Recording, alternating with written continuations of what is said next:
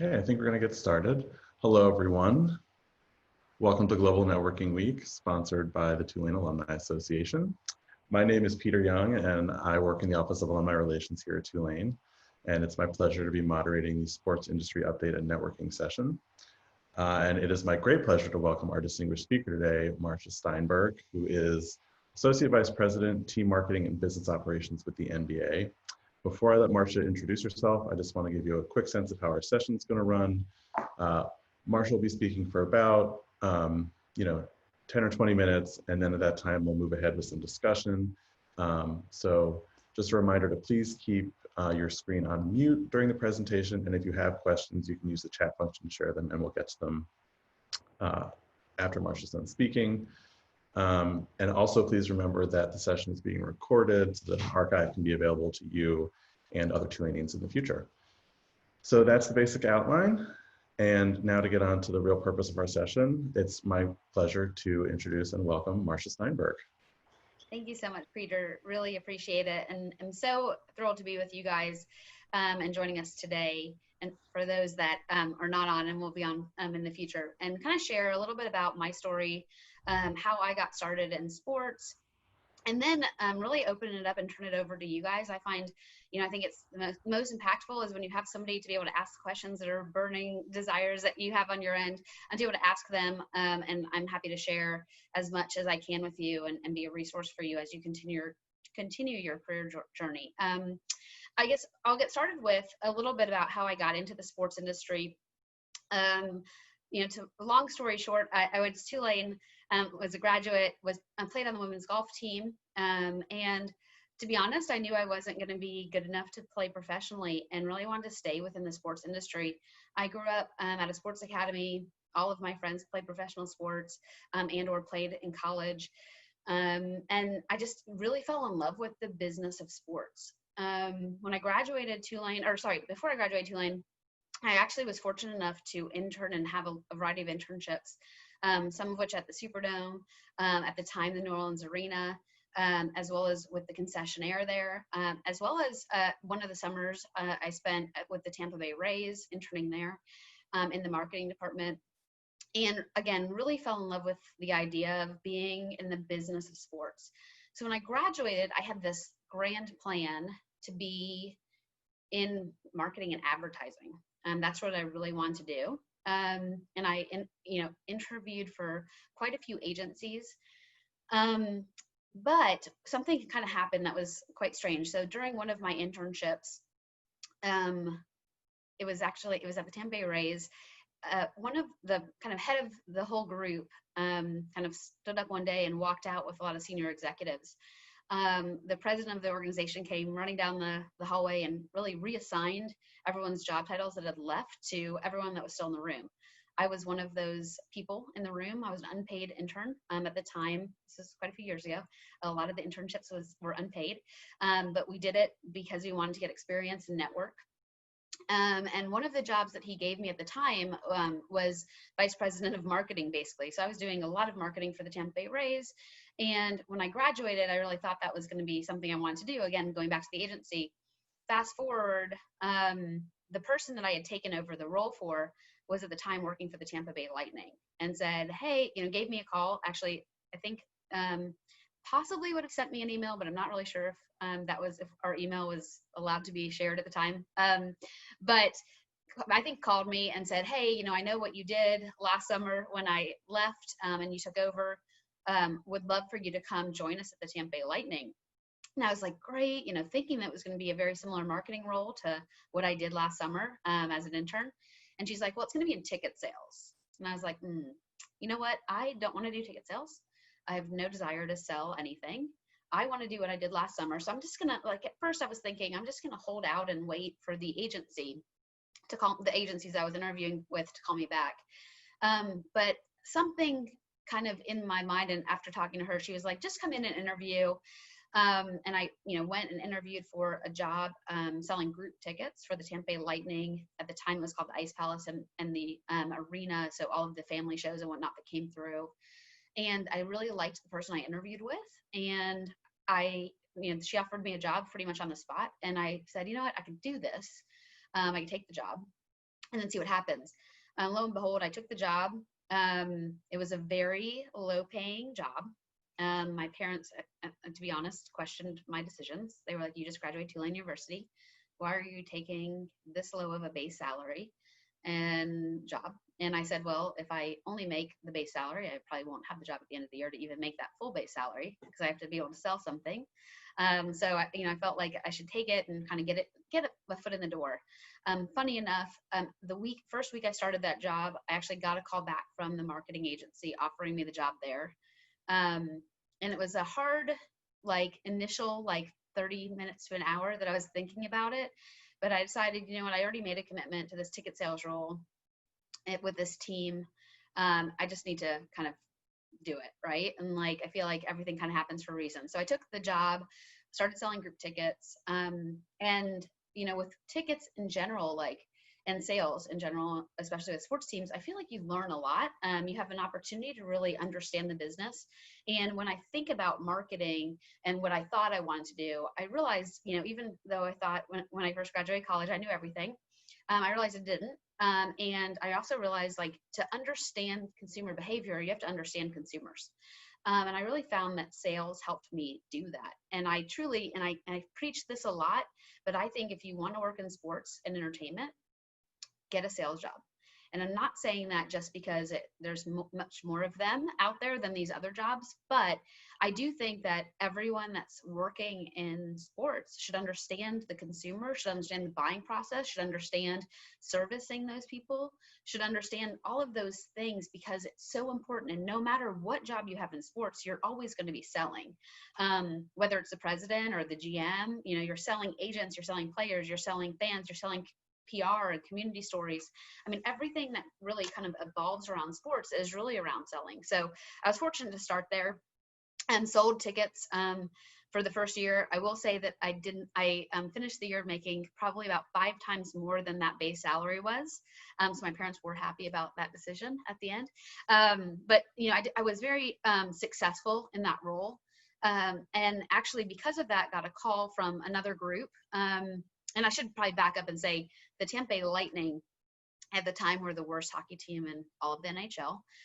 So selling ice hockey in Florida was not the easiest of jobs, but it did teach me a lot. It really kind of, I would say, gave me the fundamentals that I needed to really understand to succeed. And so when I was, hopefully going to be at a team that was going to be more successful on the field or on the ice or on the court, it would help me with that. But I do think having sold a product that was undesirable was actually instrumental in my career.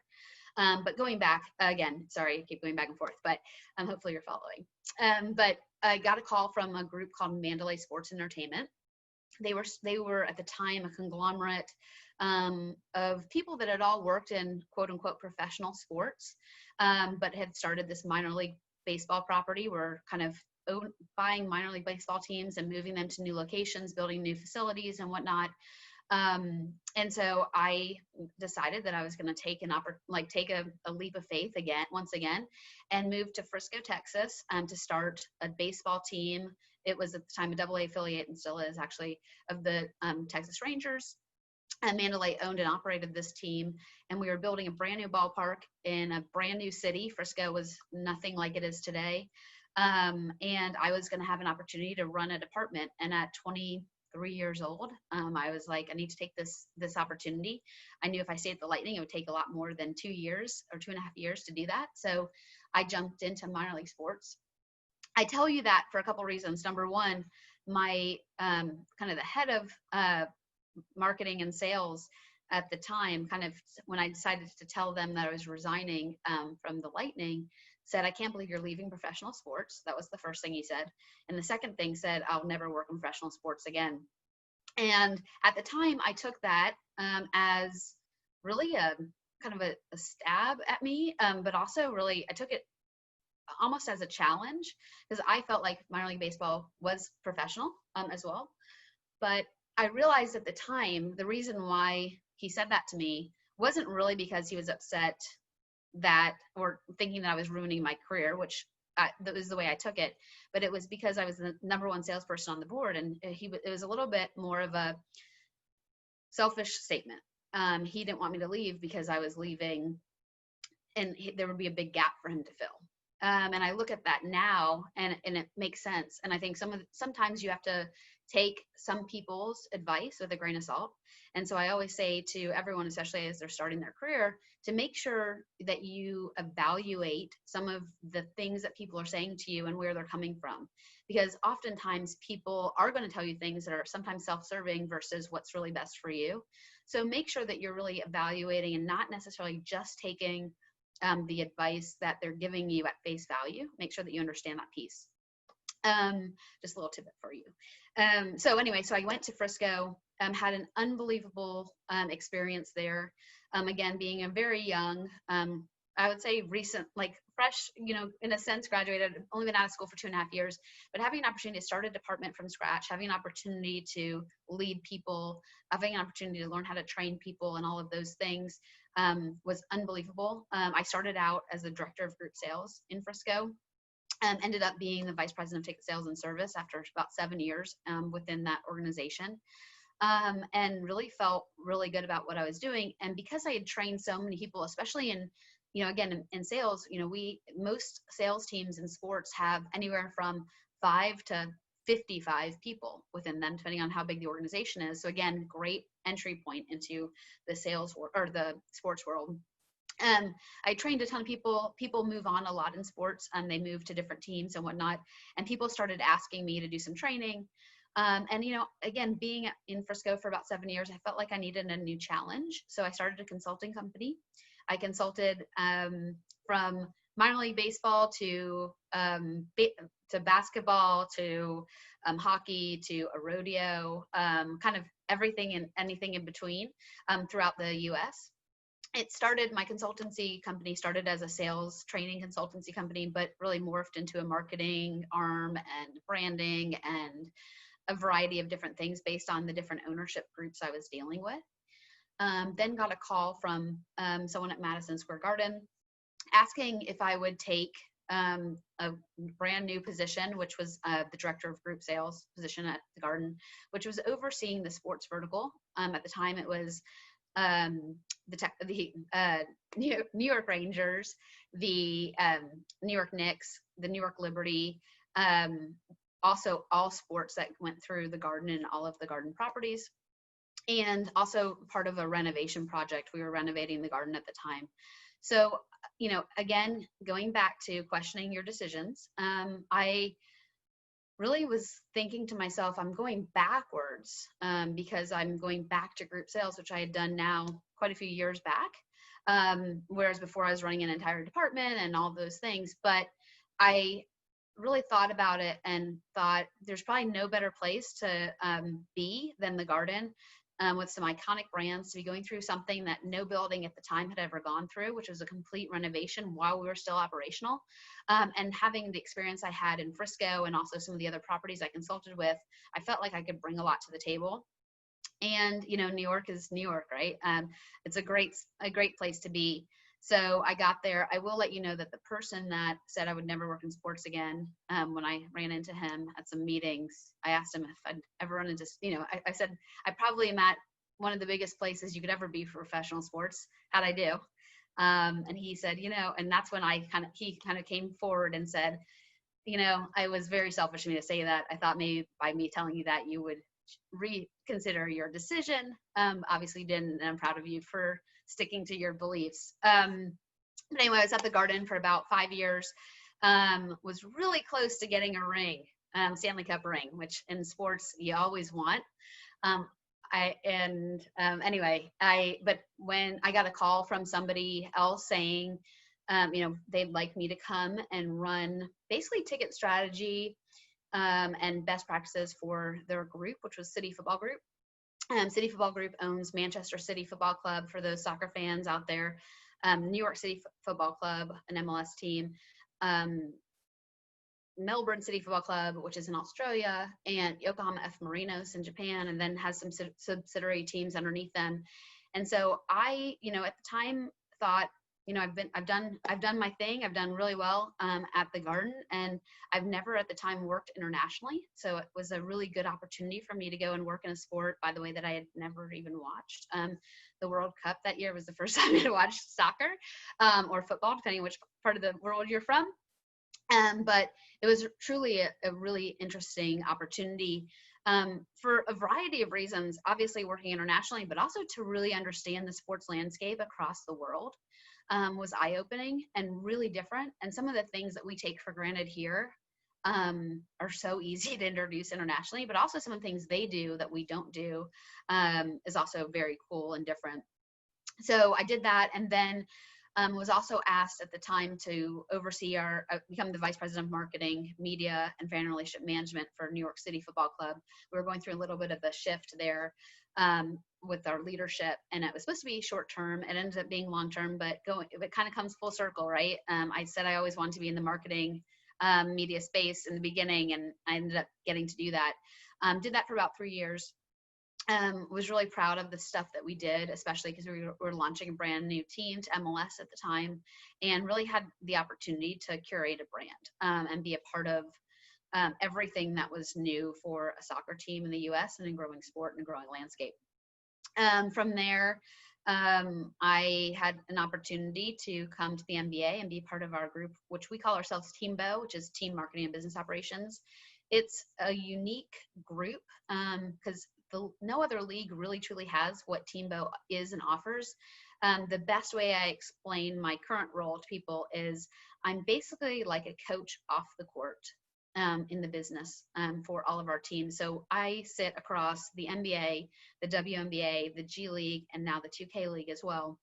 And I have a group of teams that I'm assigned to, and I basically help them produce the best results they can from business perspective. So I don't do anything with the basketball side. I don't have interaction with players, but really from a marketing, media, ticketing, community relations, you name it, anything that's not basketball, I help kind of coach and pull in best practices to share with them, but also share back. And for example, just something that you guys may be curious on, right now we are in the sports industry is going through a little bit of what I'd call a hiccup with fans and no fans. One of the things that our group is responsible for is to get insights from whether it be the NFL that currently has fans, the MLS that currently has fans, or international counterparts around the world, and really help us navigate and pull together the best strategy around how we're going to relaunch the NBA in the 2021 season and beyond. So I've been actively focused on that lately, but also actively focused on, the strategy in general for how do we bring sports back, especially around our 4 franchises in a safe way for fans, but also for players. And also, how are we going to maximize revenue in doing so? So that kind of pulls me back to my current day and my current role and responsibility. I guess lastly, before I open it up to questions, I think a couple of pieces of advice that I would give you guys that are looking to get into sports, think about sports as any other business. So you don't necessarily have to be in ticket sales to start. However, it is a numbers game, and ticket sales always has the most amount of people in it. So they hire the most people, and that's where the majority of our entry-level jobs come in. I would say, so be mindful of that. And it's a great start. And we like to pull people from internally into other arms of the business.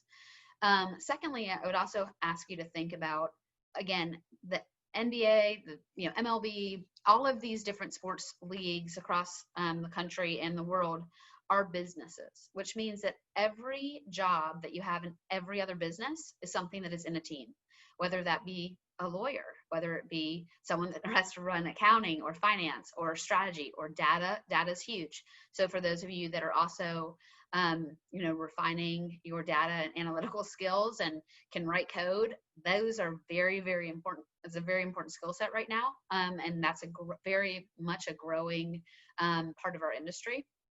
But we also have people that are in community relations. So those that are thinking about nonprofits, like every team has a nonprofit arm to them. Communication. There's a ton of communication, especially now, that are going out from our teams, but that's another area.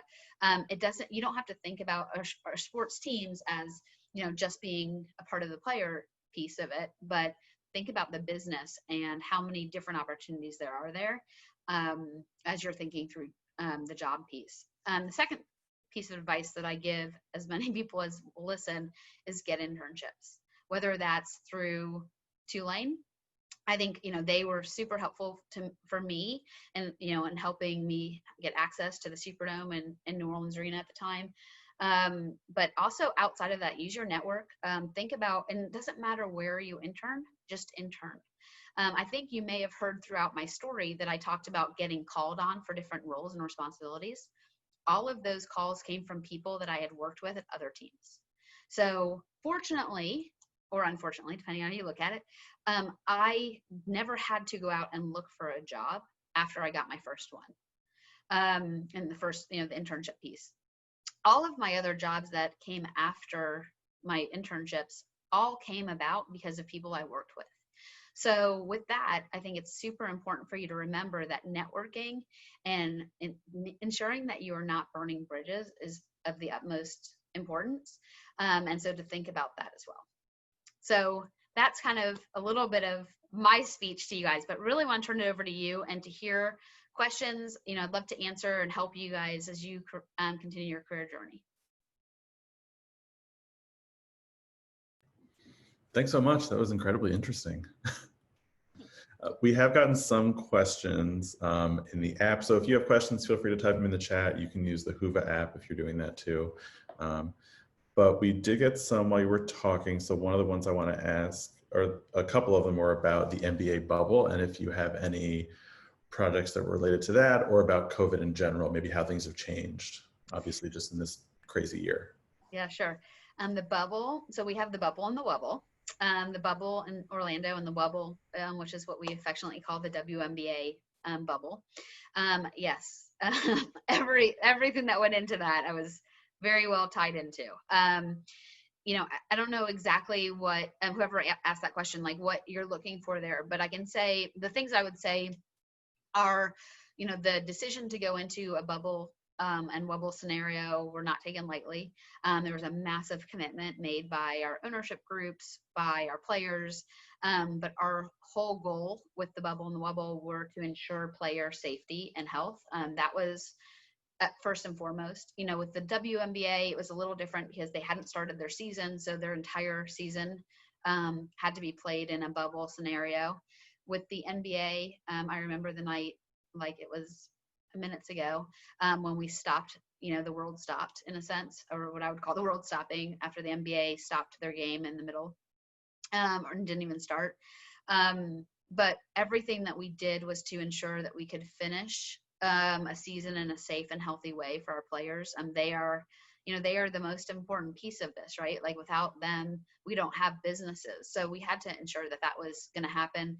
But I think going back again, we are a business. And I think you have to remember that we also had to preserve revenue for our teams and our league. Because without that, there's even more job loss and things like that. So there were a lot of decisions that were made to, again, try to retain as much revenue as possible for our teams, but also our league, and to retain as many jobs. I mean, you saw, or hopefully you saw, a lot of our players and owners did a lot for our arena workers once the arenas stopped going, but we know that there's a lot of people that rely on those jobs as well. And so it was really something that we took to heart and made sure that we could try to create the best scenario for all. It wasn't easy. It was very costly to put players and house them for months. And it was also a massive commitment for them too, to be away from their families. We definitely recognize that for both our staffs as well as the players as well. In terms of COVID as a whole, we are, like I think I mentioned, the project that we're doing right now around gaining insights from other people that are currently playing. But we're doing a total look at how are we able to maximize revenue in a way that's effective for our teams, and as well as not abusive to our fans. I mean, that's also important. You know, we know that the fans are also the lifeblood of the teams. So it's important to ensure that we're thinking about all sides of this equation. So I hope that answers your question, but if not, put it in the chat and we'll revisit it. So we got another question about kind of breaking into the industry at a mid or higher career level rather than an entry level. And so the question is about, I think a good way to pose the question is where, like which verticals in the industry might be the smartest place to jump into in general, and then especially now, you know, with certain business units taking precedence, some others closing, like which might be the things to focus on. So I think that goes back to really like, what is your skill set and what are you bringing to the table? You know, on a different call I was on, somebody was talking about like they're in currently the live event space, which is, you know, in marketing, and like how does that impact things, and could they switch over to sports, and how does that work? Look, I go back to like, what is your skill set? What can you do? What can you bring to the table? I will say, and I think very candidly, most of our teams right now are in a little bit of a standstill in terms of hiring and looking and recruiting new talent. A lot of our teams have, I would say, if they haven't furloughed, they are kind of, and people have left, they're kind of not rehiring right now. I do believe that will quickly change as soon as we fully announce what the 2021 plan is for the NBA, WNBA, G League, and 2K League. And I think that there will be a little bit of a hiring frenzy. And I think, you know, that's a great time if I were you to look into it. I think the other thing I would also say is be open to moving. I don't know if you kind of caught through my story, but I moved quite a bit around my journey. I wasn't committed to just staying in one area.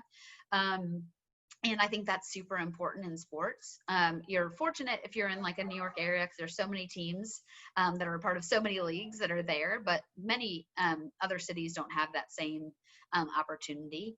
But be open to moving, but also be open, you know, look, I think it's important to be to make sure that you are connecting, reach out to people, whether it's LinkedIn, think about your network, you know, think about how you can use the power of your network to help propel you. So, you know, I think LinkedIn is one of the greatest things that happened well after I graduated, but it's not just a career thing, but it's a way to see how and who knows who. So if you are really interested in working for, I'm making up, the Celtics, go and see how you can find someone that's connected to someone at the Celtics. It's always the best way to get in anywhere. Just like anything else in life, networking is super, super important, and relationships are really important. So that's something to remember if you're new in your career or if you're older in your career. Make sure the power of your network is utilized, and don't be afraid to ask. All somebody can say is no to you.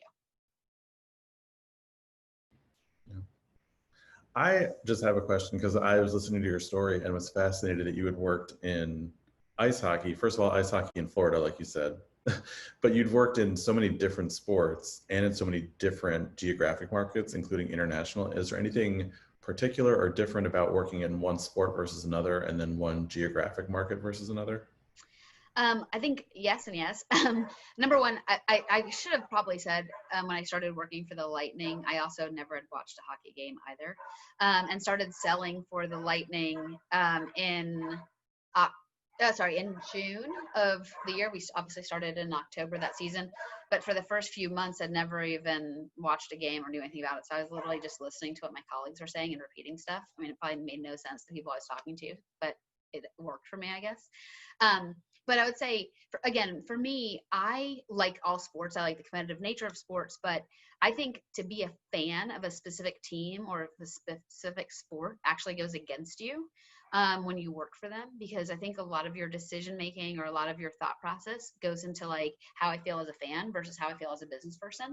And I think it's important to think about separating that. I think one of the reasons, to be honest, I was successful is because I didn't really care about hockey. I didn't really care about, like, I love basketball, but I don't really care about I don't have an emotional connection to any of those things.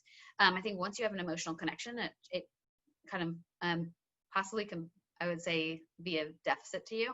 So, you know, I think that's one thing. I think the second thing is geographically, it's very different. Like demand does change geographically. Like if I go and work in the South, most likely football is going to be totally different than if I work in the Midwest, the West Coast, So I think, geography is totally different. But again, I don't think it's easier or harder per se because of that. I think it's just different. And I think having the different backgrounds allow you to adjust for more.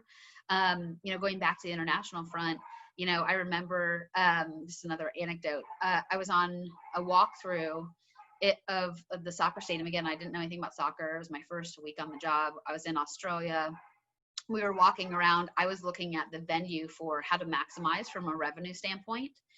And I was with the CEO, and I said something like, oh, this would be great if we did this for, and I was thinking about how Americans view sports and how important Americans feel to premium experiences and club spaces and kind of the networking piece. And he's like, well, that doesn't happen here. And I was like, what are you talking about? And he was like, during the game, you're sitting in your seat, and this, like, nobody's using this area. They use this for 2 hours before the game, kind of like how we would tailgate. And they don't have club stuff there. However, when I did introduce both in Australia and in Japan and in New York, the opportunity to do what I would almost put as akin to our Hollywood seats or courtside seats for the NBA, kind of like feet on the floor, feet on the pitch. And it was a premium experience, and it sold really well. And it was something that we basically brought internationally that they had never done before. And we actually created these new clubs and spaces in Manchester because of that, and testing it in these other international markets. So again, I think geography plays into it. I think having the experience though in these other places and spaces does also help reframe or reshift your mindset and opens you to new opportunities. Let's see. We also got a question about any changes to the industry forced by COVID that may be permanent, that may not revert back once this all kind of gets better? So I think a couple of them, I think you're already seeing it, and I think you probably have seen it over the course of the years. And I also relate this a little bit to the airline industry. Back in the day, you used to either go to a ticket agency or, they would mail you this like paper ticket, and like that was how, or you would check in at the airport and go to this counter and you get this paper ticket, and now everything's on mobile. I think a lot of our teams have thought about going, I would say more contactless in a lot of different fronts. I think we're being forced to do that via COVID. And I think before, where you had people, or I should say teams, that were hesitant to do some of this stuff because they thought that fans would be anti it, I think it makes it a little bit easier because of COVID and to use that as an excuse. But I think you will see, if you haven't already heard or seen, most, if not all, arenas and stadiums will go away from paper tickets, and they will all go mobile if they hadn't already. So I think the adoption rate will be 100% there.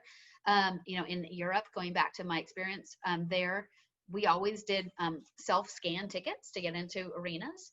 I think you'll start seeing that in most of our venues. So instead of someone grabbing your phone or grabbing your ticket and scanning it for you, or having you hold it out and they do it, I think you'll see some of that. I don't know if it'll 100% go, but I think you'll see that. I think our arenas will become cashless for the most part, and have a, whether that's at the concession stand, but I think that cash will go away. So hopefully everyone has a credit card.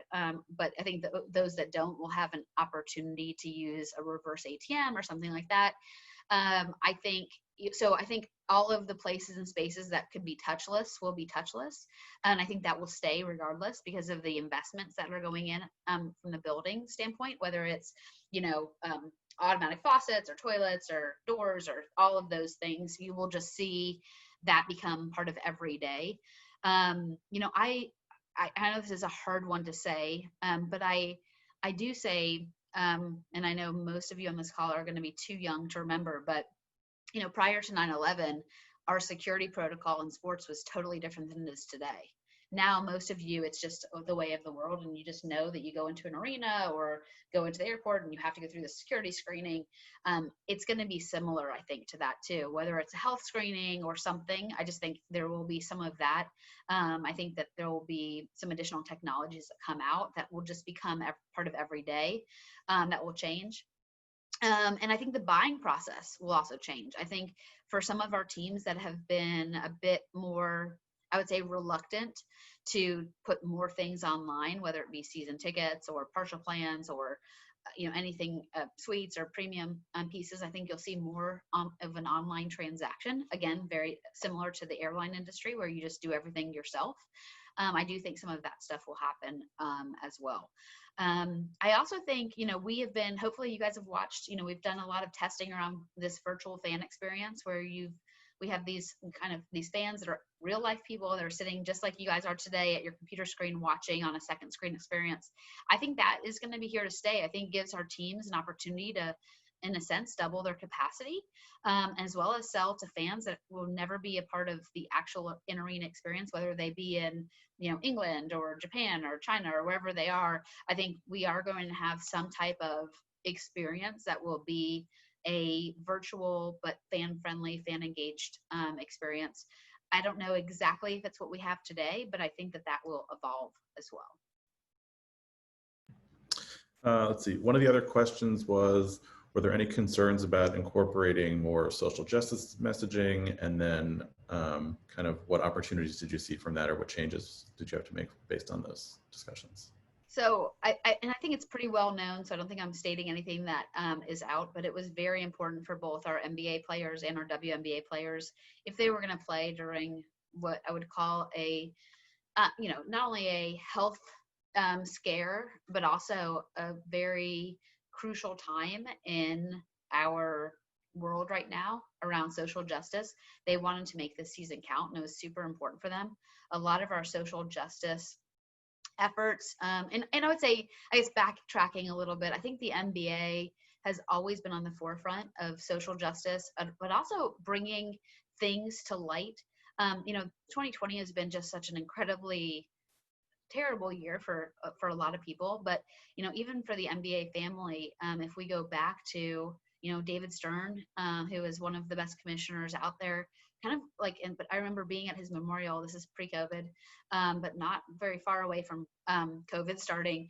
But Magic Johnson spoke at his memorial and was talking about how much of a proponent David Stern was for him to play. And if you think about the AIDS epidemic and all the things that the NBA was a part of and bringing that to light and helping in that thing, I just think, and then with the WNBA and Pride and the LGBTQ community and all of those things, like the NBA has always just been on the forefront. And I think that we feel almost like it's our responsibility, but also the responsibility to not just push one message, but all messages, So I think we have allowed, and I shouldn't say allowed, that's the wrong use, but I think the NBA has been a partner with the players to really get their messaging out and to utilize the seasons as a platform.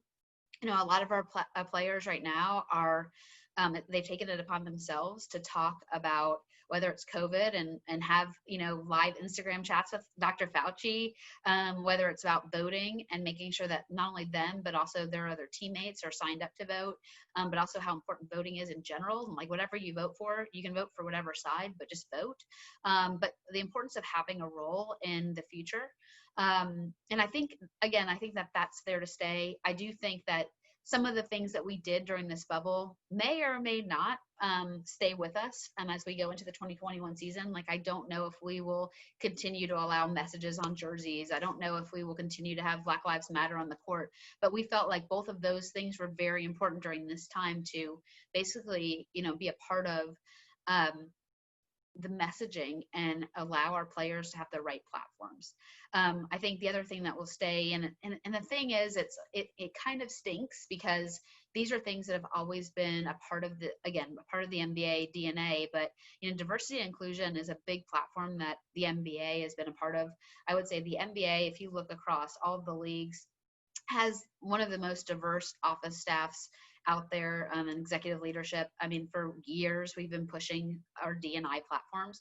I think now we have a center stage to do it, but it has always been something that the NBA, I would say, was at the forefront of, and having women in leadership positions, having Black men and women in leadership positions, having, any race or gender out there, as well as, again, our LGBTQ friends as well, like everyone having a voice, a place, and feeling welcome and included in the NBA. It's always been a piece of what we're about. I think, now that's all being highlighted, but it's not like it's just started today or, 3 months ago.